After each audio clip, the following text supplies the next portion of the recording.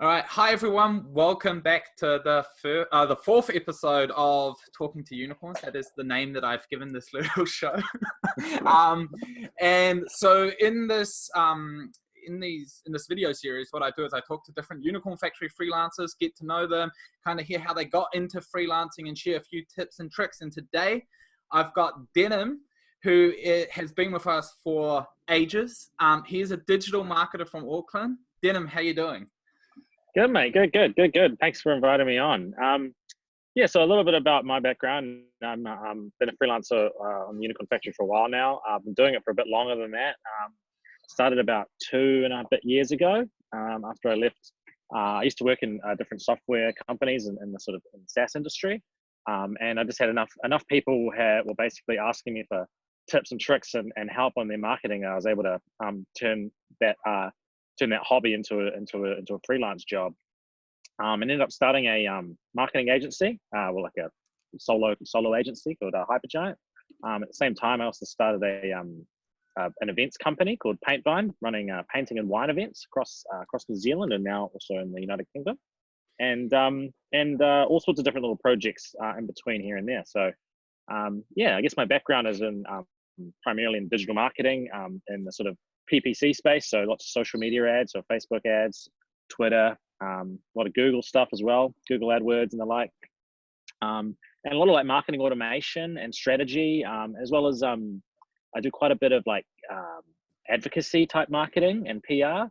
So helping build like good like review automation systems and helping to kind of bridge that gap between evangelical customer and new lead, and trying to kind of help get their love into the hands of people that are really looking for social proof. So yeah, all sorts of fun stuff. Cool. So there's a lot that I want to talk to you about, specifically like, so I'll start off with talking about you working as a digital marketer, but I'm super keen to spend a bit of time on talking about the projects that you've worked on the side, so Paintvine and a few other ones. But let's just start right at the beginning. So what did that transition for you look like from working for companies to starting your own solo agency? Did you already have work lined up before you made that transition, or did it just happen? Yeah, I did. So the transition wasn't the most smoothest from like a workload perspective. Like what I was doing my 40 hours, or more like 50 hours at a software company. And like I picked up my first client, which was like a hotel, helping them with all of their digital marketing, probably about 4 months before I quit my job. And basically I ended up building up a bunch of different clients over that time until I got to a point where I had an income level that was about the same as what I was earning at my job. But I was literally working 2 jobs. So like I'd be doing my 50 hours at my job, and then I'd be doing another 50 hours after that for my clients. And I was basically working a 100-hour week. So I was working Saturday, Sunday. I was working nights during the week. Like it was a slog. And like, like during that time, I mean, obviously you're basically earning double income. So it was quite nice from what was landing in a bank account perspective. But from the time and lifestyle perspective, it was literally like tearing me apart. But the goal that I set myself was to work for myself. Like I wanted to get out of working for others, and I wanted to work for myself. And I realized through, I guess, doing that, that I, actually had like, I had the ability to do it from, people actually wanted to sort of employ me because of, what I knew and how I knew how to do things, which gave me quite a lot of confidence. Until it got to the point where I was like, look, you know what? Now I'm going to actually just take that leap and just going to quit my job and do this full time. And when I did do that, everything doubled again, because I was able to then apply. I had already had that massive 100-hour hustle. Obviously, I was working a bit less, but like that additional attention and focus enabled me to really just hone and really scale up my my freelance jobs and everything else. So honestly, the best thing I've ever done. Awesome. So when you still had that job where you're working 40 hours a week, did you make the conscious decision to be like, okay, I'm going to go out and I'm going to look for clients while I still have this job? Or did the hotel kind of come up by chance, that it just popped up and you're like, oh, I'll do it? Yeah, that's literally how it came. I mean, it was one of my friends was building a website for them and was like, oh well, they need some help with marketing. Do you want to like jump on a call and see see if you can help? And I was like, yeah, let's just do it. Then I realized like, well, hang on, I could probably like actually like help these guys like consistently, not just with like a one-off call. And then I just I just pitched them, and they were like, this sounds great, let's give it a crack. And yeah, it's been fantastic ever since. And so yeah, it came up, and then it was like, I guess that was what really sparked the idea. I was like, oh, actually, I could probably do more of this, right? And and then you start doing the numbers in your head, right? Like, oh, if I can charge this much per month, if I get so many more clients, and then that's kind of what happened, right? I started like, all right, let's get a few more. And I just sort of went through my networks and stuff like that, and people, but it naturally came to me, which was very lucky. With sort of network, I was working out of the ice house at the time. And so like there's naturally quite a lot of toing and froing there, and that's probably the next thing I'd say. Like one thing that was the key advantage that enabled me to do that was being a part of like a freelance network, or being a freelance network, but being a part of a network where other startups are, or other companies are operating that. Because everyone, one thing I've learned over this entire process is that everyone needs marketing help. A lot of people literally don't necessarily they want to get an idea of what's going on, and they need someone to bridge that gap. But yeah, that's I guess the gap that I managed to fill. Awesome. So was it from the moment where you tasted a little bit of that freelance lifestyle where you're like, okay, oh yeah, no more waiting for introductions, I'm gonna just actively go after this? Yeah, so basically. Like, and so how did you do it? The taste. Like what were like your strategies for like building your client base at the start? Yeah, that's a good question. I think like again, it was like working at like a shared office space worked quite well. Like working out of that, and then people seeing other people seeing that you are a marketer. So that was one that worked quite well. So I connected with a lot of people at the Ice House and then I ended up when I moved out of the Ice House, I went to a place called Movers and Shakers, and then a lot of people there. I also connected with a lot of different like agencies, that like design agencies and web agencies, because a lot of them like to outsource their marketing as well, because they just like to focus on designing and building websites and the like, and they want to kind of outsource to that. And then I'd say like LinkedIn was quite a good one too. Like like just posting about sort of the stuff I'm doing with clients and sort of new stuff there, and then people within your network see that you're doing this, and then kind of reach out to you.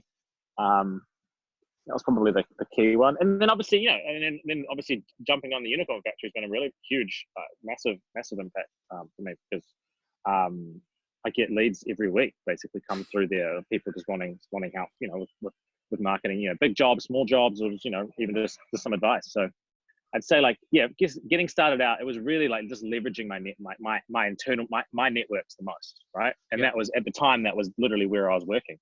But yeah. So that sounds so. Did you, as you started getting more clients, did you decide to go down like a particular route in terms of like picking a particular industry or niche, or were you just kind of like, I'm gonna put my feelers out there, pretty much everyone needs help marketing, and I'll just see what people want to catch up? Or did you take a more like strategic approach to like, these are who I'm going to go after? Yeah, my approach was a little different than most. I started out because I worked in the SaaS industry, so I wrote the recurring business model. There's like very key metrics that go along with that, and very easy to understand. And for me, I wanted to build a similar business like that. At the time, I only knew how to do that with consulting. So again, like and I also wanted like with my income, I wanted like reliability and consistency, and like so that meant I wanted to build income that was retainer based, monthly retainers. And so that's sort of that's the route I went down to do that, to replace my income, to then get out freelance, because then that gave me confidence. Like, I know exactly what's going to come in next month, and 4 months, and 10 months from now. And so that's sort of how I started out. So I picked that business model, and with that I picked businesses, I picked a niche that ended up having a similar type model. So I actually went down the software route. So basically companies that were in cloud software. So SaaS companies, and then also into the hospitality space that had recurring business, recurring income, and that was with hotels. So I ended up specializing in hotels and hospitality businesses, as well as software accounting businesses. And so that was sort of the two ones there. And then I went deep with that kind of business model of selling retainer-based services, so that everyone, I could have confidence in what was coming in every month, and then so would my clients in terms of what they're going to get. So now, do you still just work by yourself, or have you hired people to help you run the business? Yeah, so I went through quite a fun journey. I actually, as I was scaling things up, I recognized, my time was obviously getting much more valuable, and I so didn't have much of it left. I ended up hiring somebody to work for me. I worked for me about a year until basically I hired an intern, tried to train them up on everything. That ended up not necessarily working out, primarily because they just weren't actually as so interested in marketing as I was. But it was like, hired someone, trained them up, and it just, I guess I found that I was, no matter how much work I put into it, it ended up being easier to do things myself and cheaper. I was able to find new ways to automate and outsource and basically stay solo to almost basically keep make things easier. So I hired someone to solve a problem, and ended up actually not end up solving that problem. So found other ways to solve that. So I've remained that way ever since. Mainly because it's just easier to manage yourself than it is to manage others sometimes. Man, I had the exact same experience as you.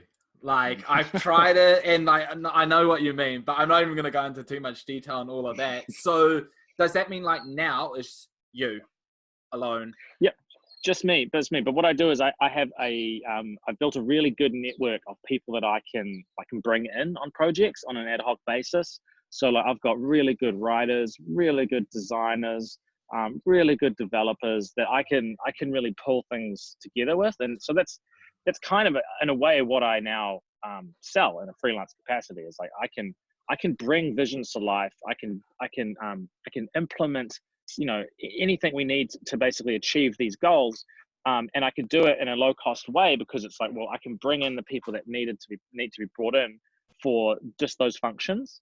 And I feel like that's a good advantage that I have, not being like a big bloated agency who has these things in-house and has to always be selling these things to be able to sustain the cost of them. Whereas, I'm working with other freelancers myself that are in the space, right? And so then I can bring these pieces together to do a project. I think that's definitely, it's incredibly efficient and a much better way to do things, I think. Oh, for sure. So let's just address the obvious. How has this whole COVID thing impacted you? Because you said that you work with a lot of hotels. Has this whole, has COVID impacted you in any significant way? No, massively. Like, so, again, like my specialities were, well, my niches were hospitality and hotels. So like that industry, as well as software and cloud, like cloud software and SaaS. Thankfully, the SaaS stream of my business has been unaffected, which has been really good, a good blessing. The hospitality side heavily affected. A lot of my hotels have had to shut down, and just really, like, obviously their income dries up. So we've basically, had to put our contracts with them on hold. But as in terms of a good faith, I'm still looking after them, because I want them to succeed post-COVID. And so, we're still doing a lot of work to help, prepare them for when things turn around, right? But, obviously there's so much uncertainty about what's actually going to happen and how things play out. So we're really just doing what we can, depending on how the outlook of the industry, looks. But that's just the reality of business, right? With my business, Paintvine, same thing, right? We've been, we were hosting events in bars and restaurants. Obviously the bars and restaurants are closed, and obviously we have to socially distance one another. So we've basically pivoted that entire business online. So now we're doing like online events instead. And now instead of people coming to that, they come to those. We do like, paid ones as well as free ones. And then we also sell the gear to go out to them as well. So that's been a really interesting exercise, just like pivoting an entire business and learning, basically creating a Netflix for painting classes within the space of like 2 weeks, which is pretty cool actually. I thought it was quite a fun exercise, and people are liking it, which is really cool. But nowhere near as what it used to be. But it's just again one of those realities of, you've got to play the cards you're dealt with. So. Yeah. So tell us a bit about Paintvine. Like I know it, I've seen it, and it's the most genius business idea ever. But give us like the rundown of what it's about for anyone who hasn't heard of it. Yeah. So Paintvine is a painting and wine business. So what that means is it's a brand new industry. It started about 10 years ago in the United States. Really, all it is it's a painting class, but it's in a bar instead. So instead of going to a studio to learn how to paint, you go to a bar, you have some drinks, and our artists will just run you through like an hour and a half long session, and you'll all paint a painting together. And even if you've never painted before, you end up with pretty good result. Usually either because you've had too much to drink, or you end up actually learning something on the session. Either way, you walk away with a bit more than a buzz, which is pretty cool. So yeah, basically, I stumbled upon that. Me and my business partner stumbled upon that idea in the United States about a couple of years ago, and we decided to bring it here, and scaled it like crazy. Hosting, about a couple of months ago, we're hosting around 700 events annually across New Zealand and the United Kingdom, yeah, going pretty well. And obviously, then was heavily affected with this, but we'll come back online when things turn around, hopefully. So it's been a fun business to run, and also like one with really good economics as well. It's like low fixed costs in terms of we were using other people's bars and restaurants. We weren't paying anything to get in there because we were bringing business to them. So it just was a good like win-win-win scenario for everyone involved, which was pretty cool. Wow. And so how much time goes into it? Besides, like, does it affect you running your business? Your freelance business? Not necessarily so much. I think I guess the way I approach business is with partnership approach. And so like for me, like I fill I put on the marketing hat and operate, and also like optimization and process hat. Like I can come in and build processes and building marketing infrastructure and everything else we need to be able to do that. And that's kind of what I've done for all of my clients, and that's what I do for this business as well. So that's my role in terms of that. I have no idea how to paint, so I found an artist to work with that would look after that part of the business. And so like it's sort of a partnership in that respect. So I can help market and scale and set the infrastructure up and do all of the stuff we need to to deliver the revenue. And then it's just like, well, then it's okay, someone to deliver the service, I need to bring someone in for that. So in terms of how it's affected it, it definitely takes up time, like anything does. But I've just developed a really good way of managing my time. So then it makes it a lot easier. All right. So then, just for the sake of time, there's also another project that you've worked on real recently that made the news. Deliver Eat. Tell me about tell me how that started. Like, also like what it's about and kind of how things have developed with it over the lockdown period. Sure. So Deliver Eat. There's a background when New Zealand locked down for the 4-week period that we did. Week 1, obviously everything was closed. All that was open was supermarkets and essential services like medical professionals and the like. So you couldn't order food or anything like this. Like you normally would through Uber Eats or the like. So obviously, I was the first weekend of lockdown. Went to the supermarket just to get some food and some beers. And the line when I arrived at Countdown was just like atrociously long. Like I'm talking like it was like literally snaking around the entire supermarket. And I was just fed up of that. I was like, this is freaking stupid. Like this is like there's got to be something better out there. Like there's got to be like surely I can get the stuff delivered instead. And then I went online. I was like, it was actually kind of hard to find. Like there wasn't a single place to find what who was actually what businesses were deemed essential, and which and of those that are delivering, because essential businesses could also deliver during that period too. Anyway, so I had that frustration had that brainwave, and was like, oh, we should make a little directory, basic, place that I can list all of the places that are delivering during this lockdown period. And that's when I had the idea for Delivery. Then I went home after waiting in line for about an hour, registered a domain, delivery.co.nz, pulled together a real basic one-page site, like just something basic, right, with a table, with some of the stuff that I'd already found online that was delivering, and then with the people, a form for people to submit, new businesses that are also delivering.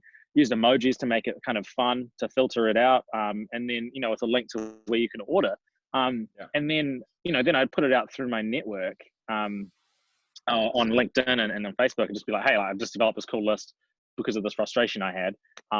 Hopefully this is useful to somebody else as well. And it happened to have been close to 1 million and people, in fact, over that 4-week period. Found it super duper useful, and over 1,000 businesses signed up to go on to the list, which was really, really encouraging. And I just honestly had I've had messages from people all over the country telling me how much that list has helped them, and how valuable it has been to helping them get stuff delivered. Even all sorts of support groups as well, like for the elderly and disabled and the like, that were unable to wait in those lines, that needed to get stuff delivered. It managed to help so many, which was incredible.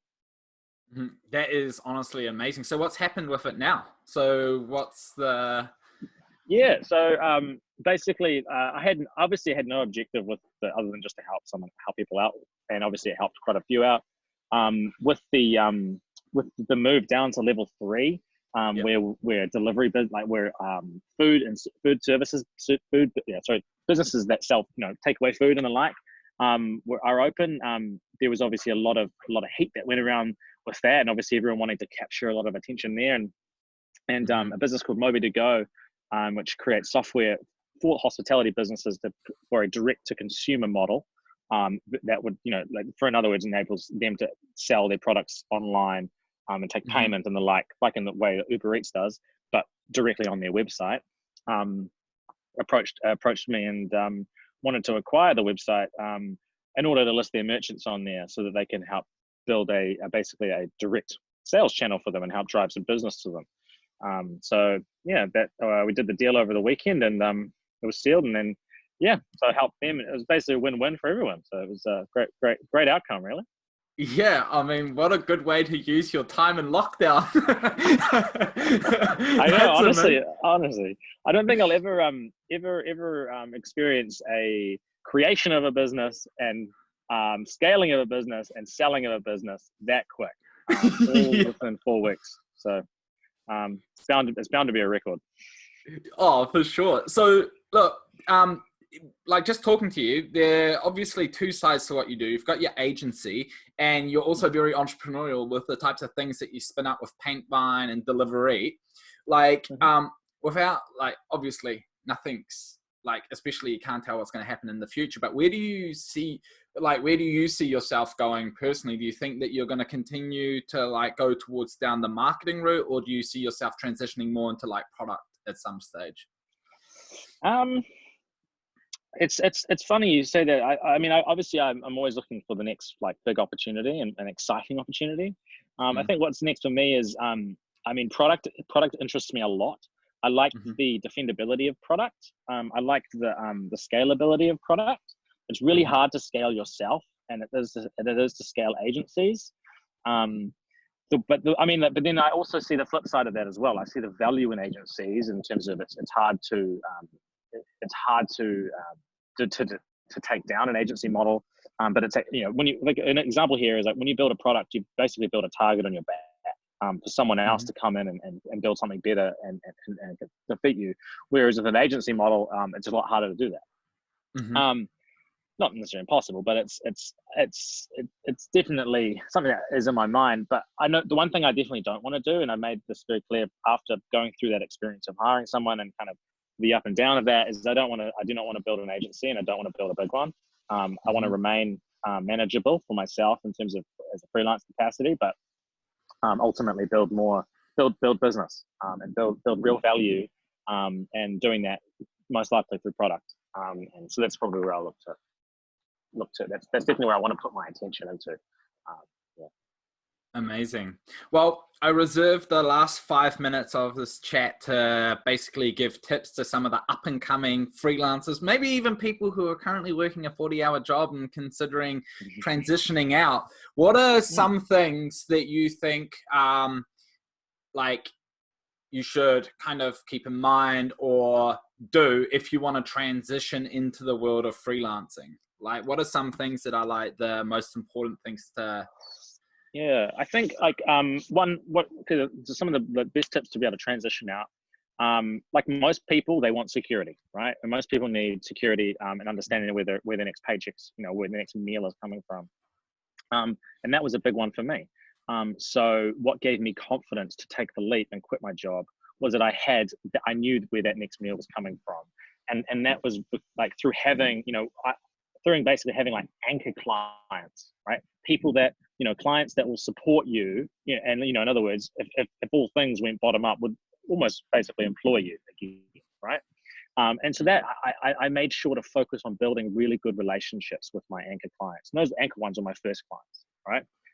I went above and beyond to deliver for them, so they could see that I was there to serve them, right? And to like literally like had their best interests in mind. And that's like that work, and that goes with working like it's a partnership approach, right? Like you're helping to help grow their business for both of you, right? In a way, not sort of just charge them like money, right? Because that's just never going to leave a good taste in anyone's mouth if you're doing that without actually providing value for anyone. So like, I guess the learning from there was like, I focused on a few anchor clients to help build confidence, knowing that, okay, I can go take that leap and like, I can fall back on my anchors because they're not going to leave me or, they're going to support me because I'm supporting them. And so like, when I've had my first one, that was good, but it wasn't enough to do it fully. Second one, okay, we're almost there. Third one, okay, we're basically there. But then it was like, okay, for me, it was like, oh, I've got a fourth one as well to really just, all right, cool. If I lost one, at least I have the three. You know what I mean? Like it was kind of I built that kind of security into that to then give me the confidence to get out. The cost of building that was obviously a bit of lifestyle, right? So, over that period, that 6-month period, it cost me lifestyle in terms of my weekends and, my evenings and stuff. But like the goal for me was better, in other words, the means meant the outcome I wanted, in terms of but yes, in other words, what I'm trying to the means determine what the outcome I wanted there, which was to freelance. So yeah, so that's a good tip. Another one, so that helped me like take the leap. And then once I took it, like it was just like a relentless focus on delivering great value for them, right? And then also building good systems to help scale myself and to help scale my business up. So always kind of focusing on what I could be doing better, and also like consistently learning and experimenting with new things, because the world of marketing and the world of freelance is always changing, and it is a rising tide, but you have to be kind of riding on it a lot. You don't want to let yourself sink, or else you end up becoming the one that everyone flicks off to hire the new hot kind of hire or whatever, or new freelancer. So, yeah.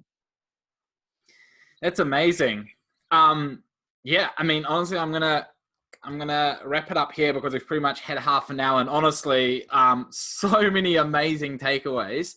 Cool. Thanks so much for taking the time to have a chat. Is there any way, like besides the Unicorn Factory, where can we find you? Where we can go find out a bit more about you, all that stuff? Yeah, cool. You could just Google Denym Bird. Hopefully is the first one that comes up. I'm pretty good at. If I don't come up, I'm not that good at SEO. But no, if not, then denymbird.com. You find me there. All right. Well, I'm going to wrap it up here. Denym, thanks again so much for taking the time to have a chat. If you have so I'm going to be posting links to Paintvine, Delivery, all those good things, either in this video or on the forum or wherever it is. And yeah, just leave some feedback. Other than that, I hope you have a great week, and thanks for watching the video. Bye.